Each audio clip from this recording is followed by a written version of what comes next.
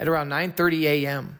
on October 29, 2016, at Salinas Valley State Prison, ARYAN Brotherhood member Brant Daniel and fellow inmate Leonard Dunning, who was 60 years old at the time, attacked and stabbed fellow inmate Zachary Scott 17 times in his arms, shoulders, ribcage, and abdomen, fatally wounding inmate Scott. Brant Daniel, as part of a plea deal, would say he committed the attack to further position himself in the gang and because Zachary Scott did not carry out a murder of another inmate. It would also come out that Zachary Scott had lost valuable drugs belonging to Brant Daniel, which by extension mean he lost drugs belonging to the ARYAN Brotherhood. Brant Daniel was a very violent and callous inmate who was willing to take it all the way for the gang and to further position himself higher and higher in that ARYAN Brotherhood gang. Ordering killings and smuggling drugs into California prisons. That's what the feds say the members of the ARYAN Brotherhood are doing. They charged 16 members with running an extensive criminal enterprise today. The charges detail 5 murders and accuse an attorney of helping smuggle drugs and cell phones. 7 people outside prison were charged with assisting the white supremacists. An update to a story now, a 4-year-old case against an ARYAN Brotherhood prison gang set to go on trial here in Sacramento next month.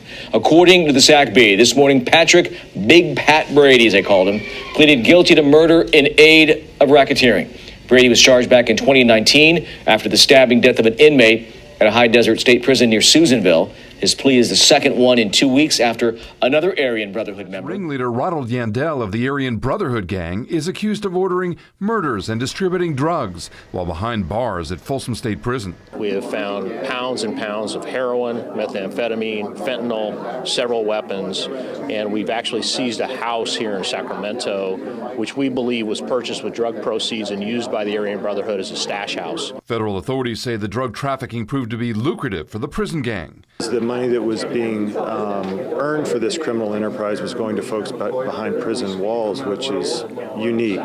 These ARYAN Brotherhood gang members were also charged with murder and drug trafficking from within 3 of California's most secure prisons, including Folsom. Authorities used federal warrants to listen in on conversations orchestrating murders and drug deals made on cell phones that were never supposed to be here in the first place. Individuals who are bent on illegal activity, they will find a way.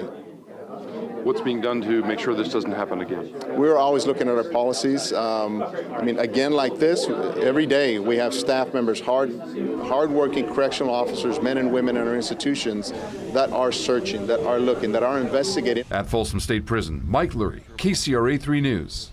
And U.S. Attorney McGregor Scott tells KCRA 3 that his investigation still is far from over. He says federal agents are tracking at least 2 other people he hopes to place in custody. Okay, at my court hearing on 7/14/2021, the federal prosecutor, Ross Pearson, indicated he will once again cover up the corruption in my case, hinder my Sixth Amendment. We have proven overwhelmingly that CSP SAC has illegally opened my legal mail 5 times and copied it, listening on my legal calls and my legal visits. My attorneys won't send me no discovery or evidence. I can't review no discovery or evidence. They won't chance that discovery or evidence coming through the mail. Ross has intentionally kept me separate from my co-defendants so he can modify the evidence and falsify evidence to his favor. He is willingly doing this, and he already knows what's going on here at CSP SAC. He has lied to the judge and is knowingly using false evidence to get his way. They let this go on, and as of today, I have not seen any real substance in my case at all. The warden himself told me that Ross Pearson is the one doing all this, and the feds are having CDCR be their patsy to hinder my Sixth Amendment rights and my case. They now have clear videos of 2 incidents of threats, my case hindering my defense with my attorney. One of the incidents happened my attorney while he was visiting me. Yet Ross tries to cover it up again.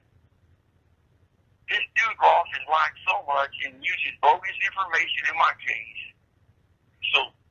He keeps me separate from my co-defendants, so he can't modify the information. My attorney still can't talk openly to me, nor candidly. We cannot talk discovery or evidence due to the fact that they won't put my life in jeopardy or my case in jeopardy. They have to curtail their conversations as well as I do. All I ask for is what I'm entitled to of my constitutional right to a fair and honest trial and defense. This continues to go on, and now I have just been notified that all my visitors on my prison approval visiting list have been rejected and unapproved and kicked off my list. This is pure retaliation of exercising my rights to the courts, and there's a lot of other stuff going on. What's going on, you guys? Welcome back. Another episode of Greenlit Gang TV. Appreciate you guys checking out the channel. Much love, much appreciation. Hope you guys are having a great week. We're about halfway through. Again, appreciate all the comments, the feedback. I got a really good comment on the video I did. Last couple of videos I did, honestly, not going to lie, not the most views. And I covered a couple instances with gangs that were lesser known. And I've always said, I'm going to cover the stuff I want to cover. Of course, I'd be lying if I said I don't like seeing views ran up. I don't like seeing comments ran up. I don't like seeing subscribers go up. I feel like people are lying if they say they don't pay attention to the numbers, because it's just not the case. But anyway, I do like hearing stuff like that because it does mean a lot, and I'm glad you guys enjoy the stories. I know I'm not perfect by any means, but I feel like I'm doing a better and better job.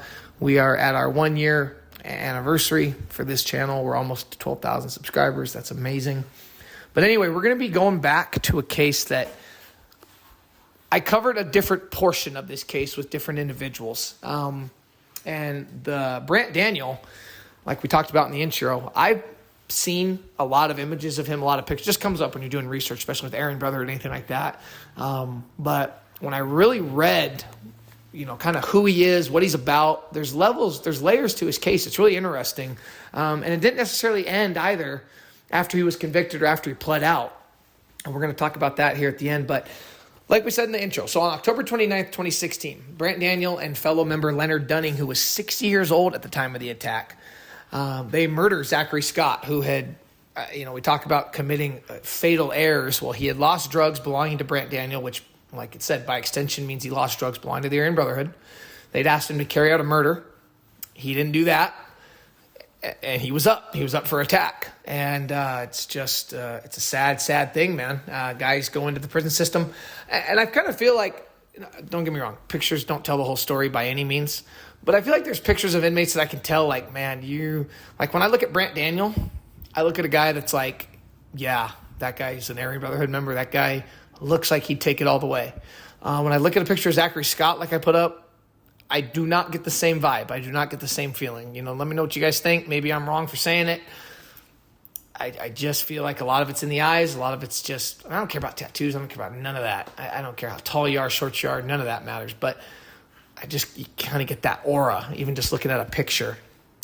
And Daniel admitted as much. He said, yeah, he lost drugs. He pissed me off when he didn't want to do a hit for me. So Brant Daniel's a big dog in this system. He's not the top dog, but he's got a lot of sway. He carries a lot of he's got a lot of motion in the California prison system.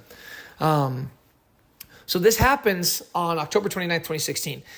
Brant Daniel, and this is only part of the story, it's proven, and he doesn't even have, the state doesn't even have to necessarily prove it. He admits full out that he willfully, deliberately, and with premeditation murdered Zachary Scott in order to maintain his status within the AB. And this is what we talk about with these prison gangs.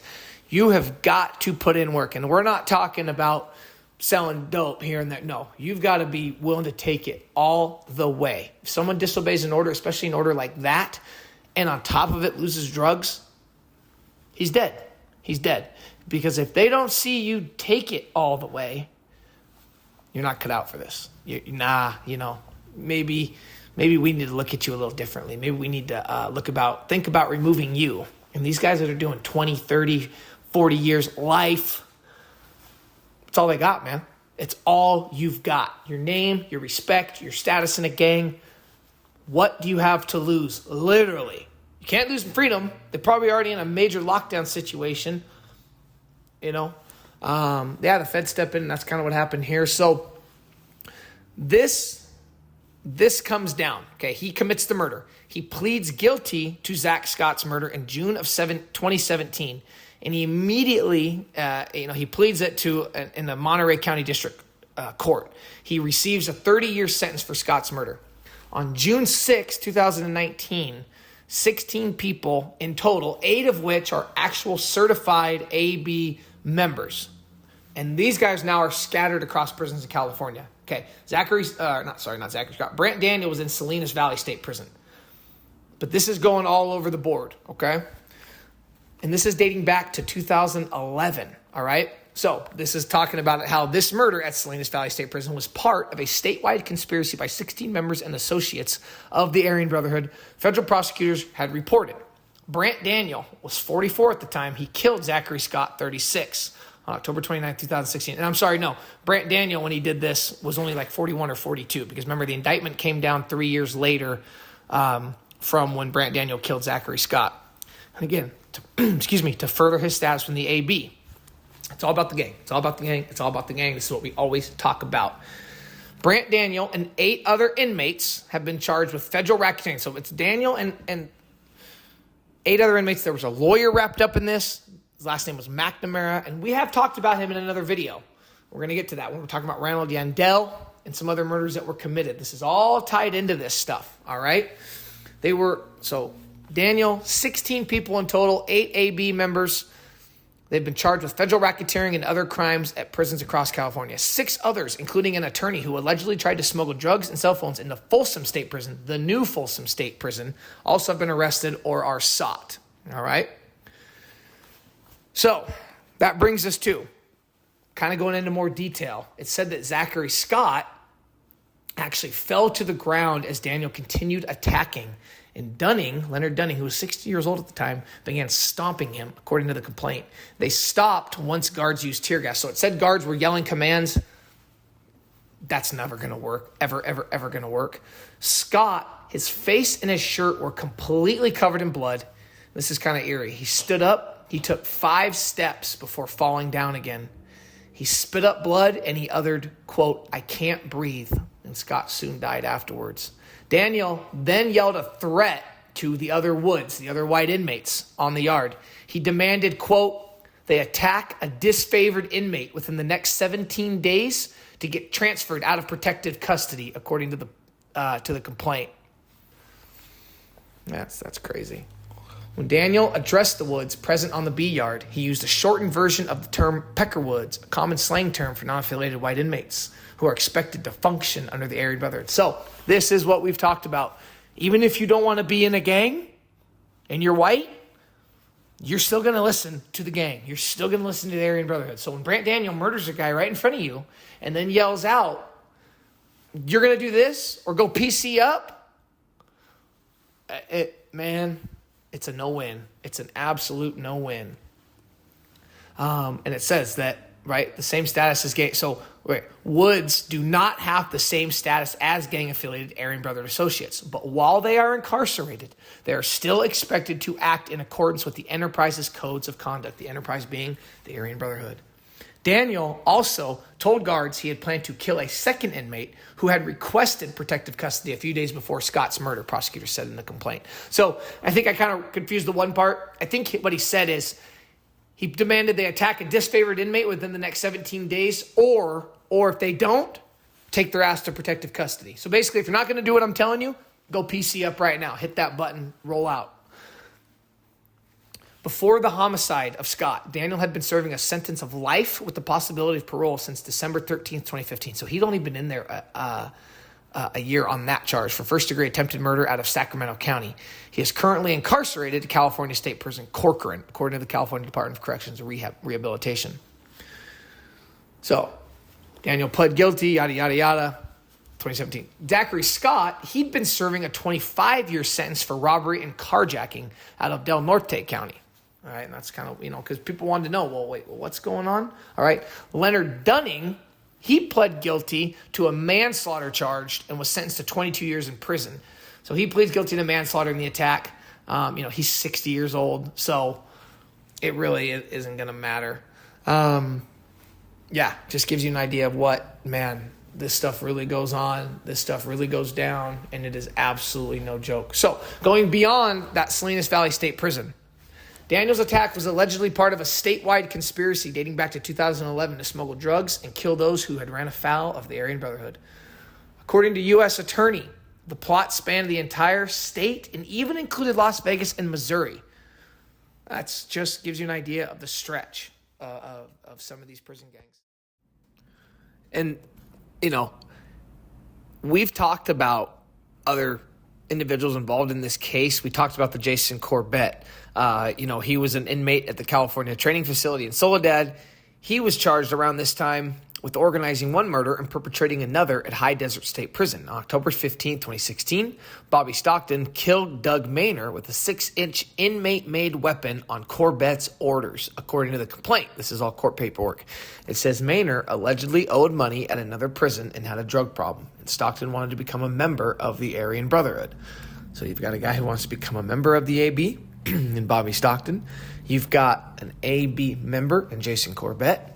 You got the poor sap, Doug Maynard, who, let's just say it, he's an addict. And people that, and it's not, I hope you never have to battle with addiction. I hope you never have to have struggle or anything in that line. But, for me, I had a 10-plus year battle with opioids, cocaine, but my main addiction was opiates. That was my DOC. And then the other stuff kind of came with it. But what I'm saying to this is, people read some of this stuff and they go, why would you ever get into debt with the Aryan Brotherhood, right? Now, when I read things that, and don't get me wrong, nobody deserves to die. Nobody deserves to be killed for things like a drug debt or things like the one I'm kind of getting to is like when they falsely claim AB because they want to be big, they want to be badass, they want to have respect. And ultimately, I think that comes down to fear. I think some of these guys get locked up, especially in California or Texas. They want to be, and I know the two are separate. I know the Texas Aryan Brotherhood is separate from the California Aryan Brotherhood. I'm just saying that you want to be a part of something that when you hear that name, when you hear Aryan Brotherhood, immediately, whoever you're talking to is going to think, right? The brain's going to start turning, okay? It immediately, I don't want to say strikes fear for everybody, but there's a certain level of respect and, yes, fear that comes with that. So, man, I've never been to prison, but I've been to county jail, okay? I've been around, gang members. I've been around addicts. I've been around guys that are really about that life. I've been around people that aren't really about that life. Me, I was not a gang member. I was not about that life. I wasn't out. I've done things, but it was all based on my addiction, all right? You find yourself, and the longer you get into your addiction, you find yourself doing things that you swear you never would have. And I guarantee you that's kind of what happened here with, someone like a Doug Maynard. He's an addict. I would almost bet you, if I had to guess, he's a heroin addict. All right. Not saying that meth addicts are, but heroin's big in these facilities. Meth is also very big. And then there's drugs that you wouldn't really think of. Suboxone is really big on the West Coast. Weed, obviously, but those who know what Suboxone is, it's used as like a medication to treat opioid addiction. But used correctly, it can give you the effects of a heroin high, a pain pill high. But anyway. So Jason Corbett, he kills him. And you got Bobby Stockton, who's, he's probably doing a decent amount of time. He's scared. He wants to be protected. He wants to be with the big dogs. Sign me up. What do I got to do? Okay, he's in bad standing. He owes you guys drug money. Let's bounce. And I think part of it, too, is, a guy like Maynard, he maybe came from another prison. He's hoping that maybe it's kind of forgotten about, maybe not known. That ain't going to happen. It's always going to be known. In 2018, Corbett, an inmate and co-defendant who we've talked about before on this channel, Pat Brady, 48, attacked and killed Donald Bequeen. Now, this was a more well-known one with prison-made weapons at High Desert State Prison. Bequeen was killed because he had falsely claimed AB. Now, this is one that I have a little less sympathy about because I'm like, God, why? You know, but we just kind of talked about why, but it's like, God, you know, just that is so dumb.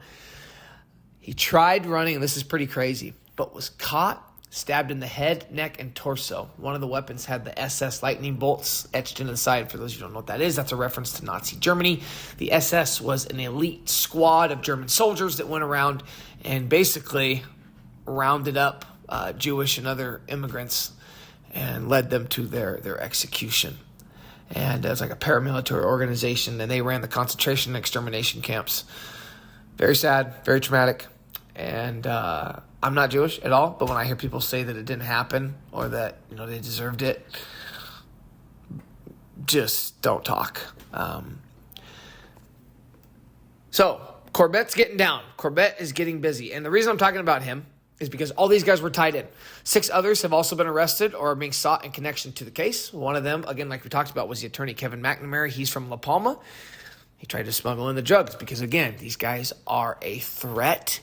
You want to be in their circle. You want to be liked. Sometimes people can understand that. But when you have people that you tell women, attorneys, even some of those COs, that's a made Aryan Brotherhood member. Man, we watch content. We watch movies. We watch the movie Shot Caller. We watch YouTube channels. We watch all this stuff about how badass these guys are. And yes, don't get it confused. I don't encourage any of these actions, but they are revered in some circles and by some people. And by some people you would be surprised that do revere them. It's very surprising, all right? McNamara's in custody, all right? There's another girl, Kristen DeMar of Citrus Heights, allegedly assisted by posing as a paralegal during a meeting with inmate William Sylvester, another one that's wrapped up. And, you know, he's one of the scheme's ringleaders, okay? You saw him in the news clips, who kind of the big dogs were, and he's in that picture, okay? DeMar and McNamara, they're in custody.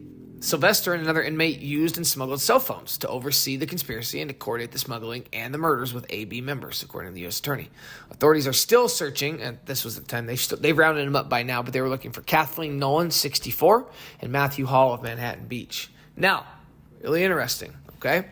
December 20th, 2023, Brant Daniels pleads guilty in the RICO case, and he became a key defendant in the federal government racketeering prosecution of the AB. Pleaded guilty in the Sacramento to murder in aid of racketeering and was sentenced to life in prison. Brant Daniel, 49, agreed to plead guilty, all right, before Chief U.S. District Court Judge Kimberly Mueller as part of an agreement that calls for federal officials to seek to have Daniel serve his time in a federal prison. Now, remember what I just said. So he's in a state prison. He goes, okay, I'll plead guilty, but you got to send me to the feds, okay? Daniel has previously accused state prison guards of threatening him, planting contraband in his cell, and being complicit in the deaths of other inmates. So, for those of you that think that stuff doesn't go on, you're naive. It absolutely goes on. These guards are human. I'm not saying they're all bad, but there are a lot of them that are bad.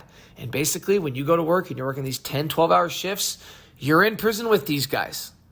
You develop a relationship. You get to know them. Some of them are strong enough. They can stay out of it. They can do their job and go home. Some of them get sucked in. And some of them develop very, very serious resentment and anger towards certain inmates. And I'm sure an individual like Brant Daniel is not easy to deal with. He seems like a very strong individual who's going to have and garner a lot of respect. And he, in the prison system, deserves that respect for what he has done. So he says they're all planning contraband.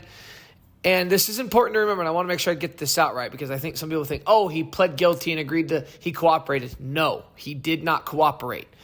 The plea deal does not call for Daniel to cooperate with prosecutors. That was according to his lawyer, John Balaz. Quote, this is from Daniel's attorney. Mr. Daniel pled guilty today to only his own conduct with no cooperation in exchange for a life sentence, with the expectation that he will serve the sentence in federal prison rather than serve his sentences in state prison. Okay? Brant Daniel's nickname was Two Scoops, known as Two Scoops. Now remember, He's an older guy. A lot of these guys are older. A lot of these guys are 40s, 50s. The one guy that helped Daniel kill Leonard, he was 60. His picture, I'm not laughing at it, but it's like, oh my God, man. What a life. I'll just say it. What a life. Like, but I'm not judging. All right? Documents filed within the plea agreement say Daniel and another inmate attacked Scott. So they go on, yada, yada, yada. But Daniel, he's been in and out of prison since like the 90s, okay? Armed robbery, second-degree attempted murder, assault with a deadly weapon. You know, so he's done long stretches. He gets out, and he pretty much goes right back, all right? Now, this is what we're going to end this on. This is really interesting. I read this, okay? So, as I was finishing up, remember, he agrees to plead guilty and does so December 20th of 2023. This gives you an idea how long these take to come together, like we've talked about before. All right? But now he has basically come out and said they are not holding up their end of the bargain. The feds aren't. The agreement seems straightforward. Brant Daniel, a member of the AB, agreed to plead guilty to murder, and in exchange, prosecutors would see to it that he served his time in feds. Daniel's 50 years old, also known as Two Scoops, said prosecutors didn't uphold their end of the bargain, leaving him to serve time in Sacramento State Prison for the past 7 months. Last week, he filed a motion requesting the U.S. District Court, and this was a couple years ago, year ago, roughly. This is in 2023, okay? And as of this summer, he's still struggling with his plea, okay? He has not been moved to the feds. He was filing motions, overturn his sentence, basically saying that, hey, this whole guilty thing was based on your promise to get me to a federal prison. And since you didn't do that, I'm trying to undo my guilty plea, reinstate a not guilty plea, and set the case for trial. Daniel's motion did not explain why he was adamant about being incarcerated in federal prison. We can only kind of guess, assume. What I would love to hear from you guys is what you think. Comment down below. Why does Brant Daniel want to go to the feds? Give me an honest answer or a thought. Because it was pretty clear in the plea deal that he didn't cooperate. That he didn't cooperate against anybody. Please, I want to have a discussion about it. Please comment down below. Why is he so adamant about going to the feds? Is it just because the prison guards are dirty? Is it just because they were giving him that much hell? I don't know, but I would love to hear from you guys. All right, guys, I appreciate it. And until next time, I'll see ya. Peace.